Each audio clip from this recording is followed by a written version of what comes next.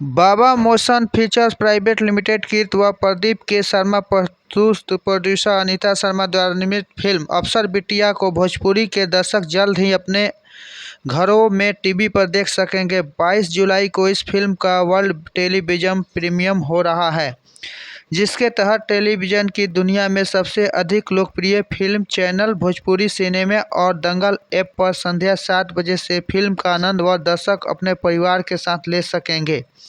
22 जुलाई 2023 के दिन शनिवार को शाम 7 बजे से यह फिल्म का ग्रैंड टेलीविज़न प्रीमियम को देखने के लिए अपना मन बना लें।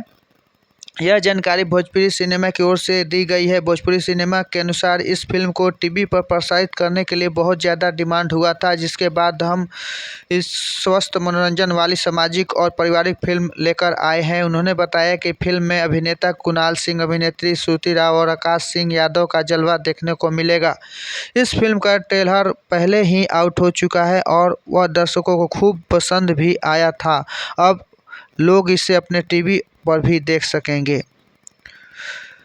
उन्होंने कहा कि फिल्म मूलतः महिला प्रधान है और वह बेटियों की शिक्षा और अपने पिता के उस सपने पर आधारित फिल्म है जो चाहता है कि उसकी बेटियां पढ़ लिख कर अफसर बने, लेकिन गरीब और मुफलिसी में उस पिता के मन मस्तिष्क और